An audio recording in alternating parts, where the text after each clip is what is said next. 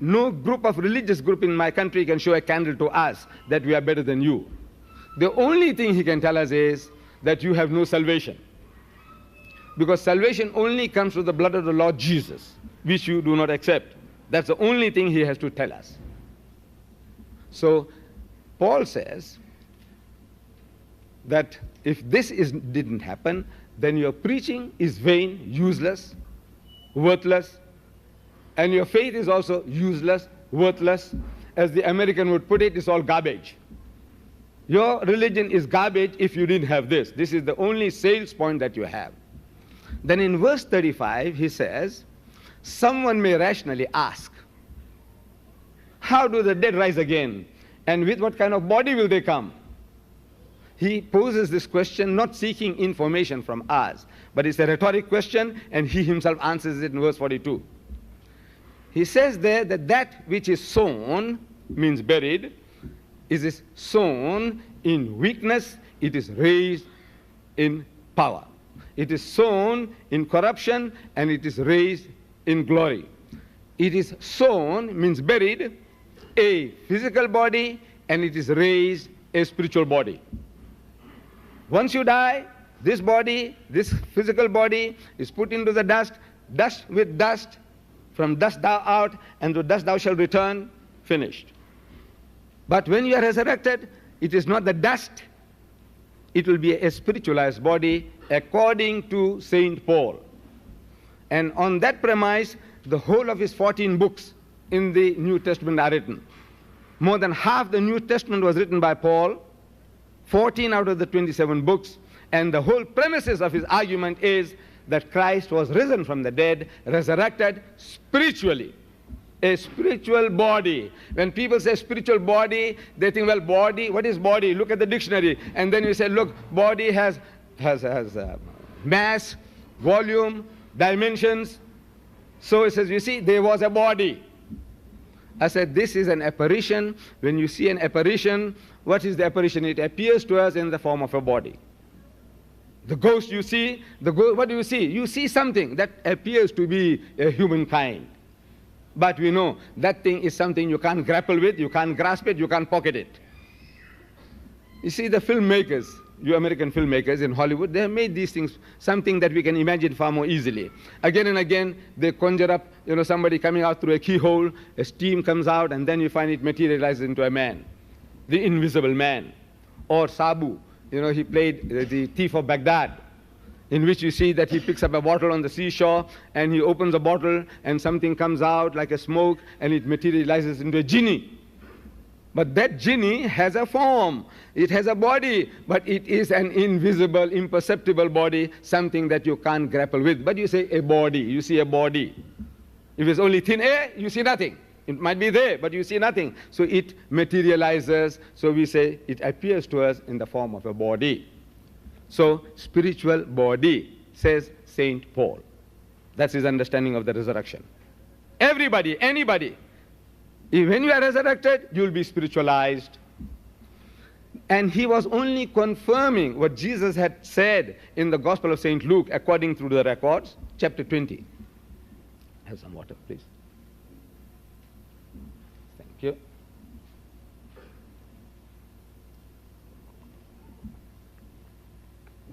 In chapter 20 of Luke, we read there that the Jews, his own people, they come to him.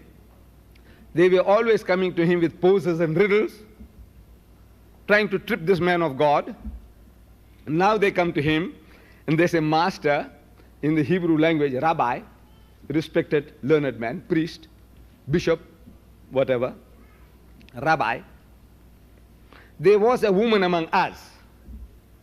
And that woman, according to a Jewish practice, had 7 husbands.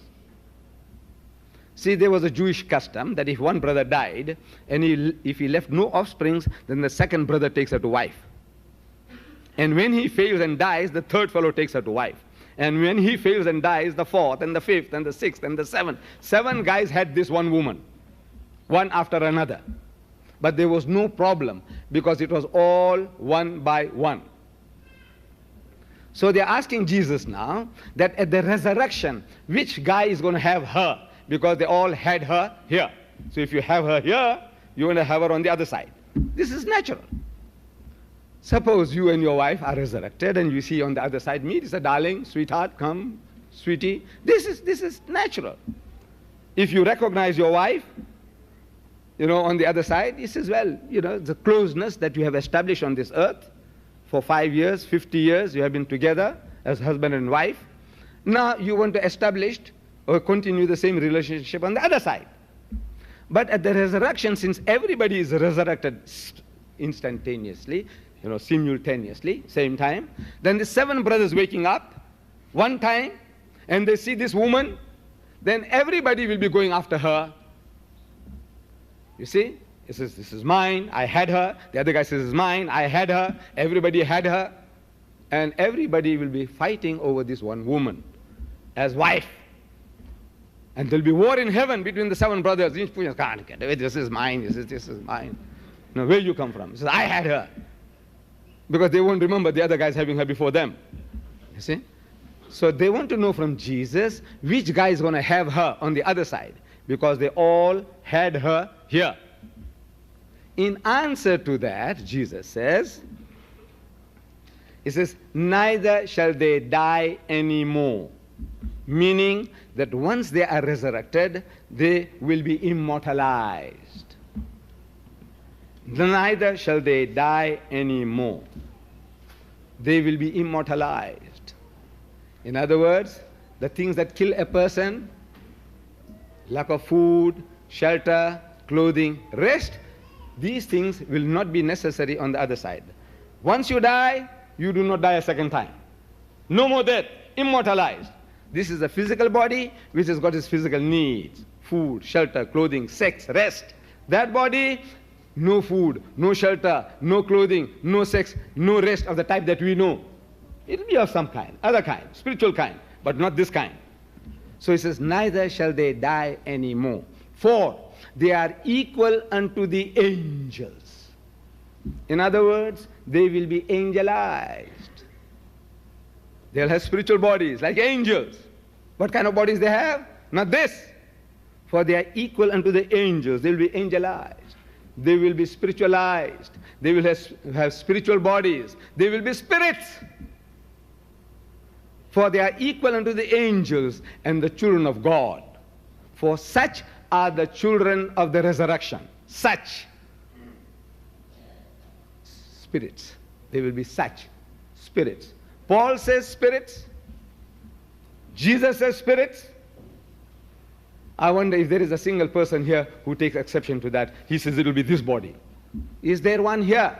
In the Royal Albert Hall, in front of some 6,000 people in London, I posed the question and there was not a single Muslim or Christian who could take exception to these axiomatic truths that resurrection, at that time, your bodies will be spiritualized. Paul says so, Jesus says so, I say so, and you say so. So he says the spirit has no flesh and bones. In other words, I'm not what you are thinking. You are thinking that I've come back from the dead. That is not so. I'm not resurrected. And yet the whole Christian world, they say that he died and he was resurrected.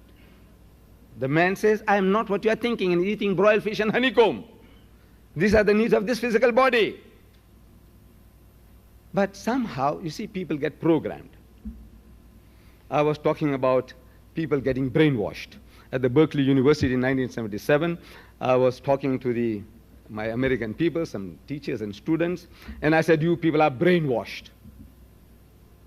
So one professor stood up, he says, I beg your pardon, we are programmed. I said, right, programmed. Not brainwashed. So we all get programmed. See, from childhood, because our salvation depends on this, that we must believe that Christ died and was resurrected. But resurrection is spiritual. And we find that everything about Jesus, after his post-crucifixion events, not once does he appear to be a spirit. He is ever in hiding.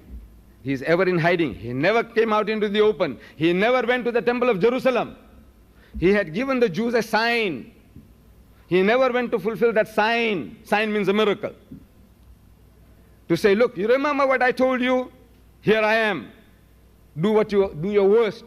but he didn't dare do anything. He didn't dare to go to meet these people, the Jews, his own people. He had given them a sign. In Matthew chapter 12, verse 38, 39, 40, we read there, again, the same type of confrontation. The Jews come along, and they said, Master, again, in the Hebrew language, Rabbi, we would have a sign of thee. In other words, we want you to show us a miracle, to convince us that you are above the ordinary. You are the man we are waiting for, the Messiah. Do something like flying in the air, like a bird, walk on the water, give life to the dead, do something, man, then we know that you are above the ordinary. So that we can believe that you are our Messiah. In response to that, Jesus says to his people, he said, an evil and adulterous generation seeketh after a sign. It's a horrible nation, horrible people. You're looking for miracles, tricks to convince you that I am a genuine man of God. You want me to show you some tricks, magic? He said, an evil and adulterous generation seeketh after a sign, but there shall no sign be given unto it. No sign, no miracle, except the sign of the prophet Jonah. Only one, none but one. For as Jonah was 3 days and 3 nights in the belly of the whale, so shall the Son of Man, referring to himself, be 3 days and 3 nights in the belly of the earth. This is the only sign I'm prepared to give you. The only miracle I'm prepared to concede to is this. He didn't say, you know, blind Bartimaeus, I healed him. You know, that woman with issues, bleeding profusely for years, she touched me and she got healed. You know, I brought up Lazarus back from the dead. You know, that girl, she had died and I brought her back. You know, that fig tree, I destroyed it from its very roots. You know, I killed those 2,000 pigs. You know, I turned water into wine. Nothing. Nothing of the kind.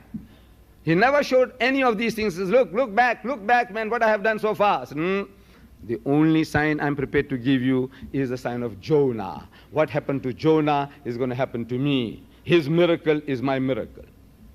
And I have been asking these missionaries of Christendom, these hot gospelers, these Bible thumpers, evangelists, preachers, I said, now what was that sign? He said, my sign is the sign of Jonah. I said, what was that sign? And believe me, in 40 years, no Christian worth the name has ever come forth to tell me what was that sign. I said, did he fulfill it? He said, yes. I said, what? How? Speechless. Of course, our doctor, Robert Douglas, may be better prepared. He might know all these things beforehand. He's a missionary, you know, in the Middle East among the Muslims has been, and he's somebody big in the Zwemer Institute. He might have the answer. But I will give it to you. In case he fails, I might as well give it you beforehand. What was the sign? I said, look, to get the sign, to know what was the sign of Jonah, you have to go to the book of Jonah in the Bible. And that book of Jonah is 1 page. This is the page. 4 short chapters, 1 page. So if you go to the book of Jonah, physical body is put into the dust, dust with dust, from dust thou art, and to dust thou shalt return, finished. But when you are resurrected, it is not the dust, it will be a spiritualized body according to St. Paul. And on that premise, the whole of his 14 books, someone may rationally ask, how do the dead rise again? And with what kind of body will they come? He poses this question not seeking information from us, but it's a rhetoric question, and he himself answers it in verse 42. He says there that that which is sown means buried, that if this didn't happen, then your preaching is vain, useless, worthless, and your faith is also useless, worthless. As the American would put it, it's all garbage. Your religion is garbage if you didn't have this. This is the only sales point that you have.